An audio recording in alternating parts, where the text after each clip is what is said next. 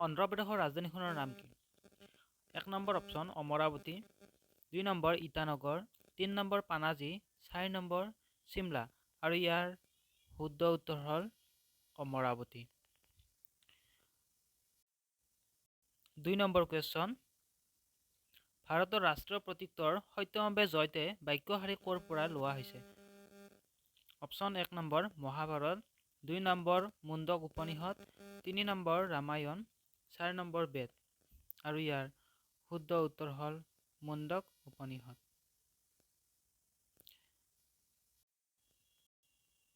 3 নম্বৰ কুৱেশ্যন, জন গণ মন গীত ৰাষ্ট্ৰীয় গীত হিচাপে কেতিয়া গ্ৰহণ কৰিছিল? 1 নম্বৰ অপশ্যন 1950 চনৰ 25 জানুৱাৰী, 2 নম্বৰ অপশ্যন 1950 চনৰ 26 জানুৱাৰী, 3 নম্বৰ অপশ্যন 1950 চনৰ 24 জানুৱাৰী, 4 নম্বৰ অপশ্যন 1957 চনৰ 16 মে। আৰু ইয়াৰ শুদ্ধ উত্তৰ হ'ল 1950 চনৰ 24 জানুৱাৰী।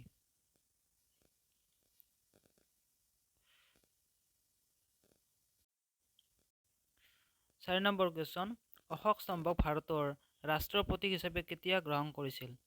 1 নম্বৰ অপশ্যন 1950 চনৰ 25 জানুৱাৰী, 2 নম্বৰ অপশ্যন 1950 চনৰ 26 জানুৱাৰী, 3 নম্বৰ অপশ্যন 1950 চনৰ 24 জানুৱাৰী, 4 নম্বৰ অপশ্যন 1957 চনৰ 16 মে।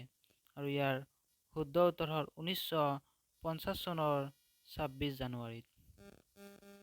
নেক্সট 5 নম্বৰ কুৱেশ্যন, ভাৰতৰ ৰাষ্ট্ৰীয় বৃক্ষ কি? 1 নম্বৰ অপশ্যন হলং, 2 নম্বৰ অপশ্যন আম, 3 নম্বৰ অপশ্যন আহত, 4 নম্বৰ অপশ্যন কদম। আৰু ইয়াৰ শুদ্ধ উত্তৰ হ'ল আহত।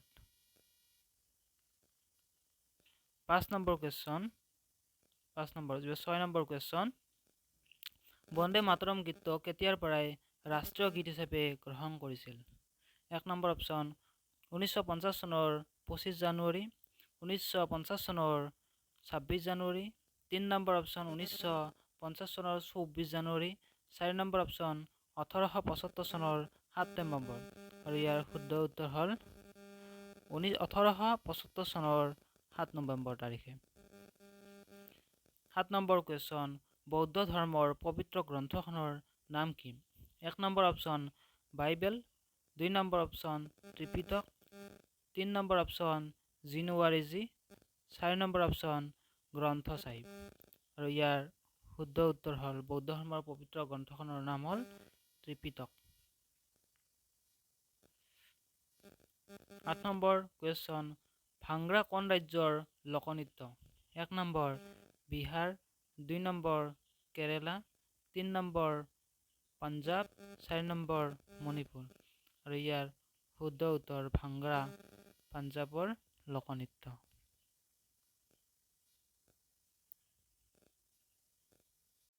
9 নম্বৰ কুৱেশ্যন, ভাৰতনাট্যম কোন ৰাজ্যৰ লোকনৃত্য?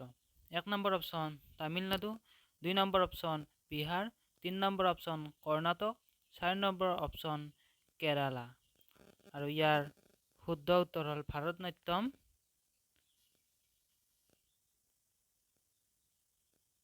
তামিলনাডুৰ এটা লোকনৃত্য।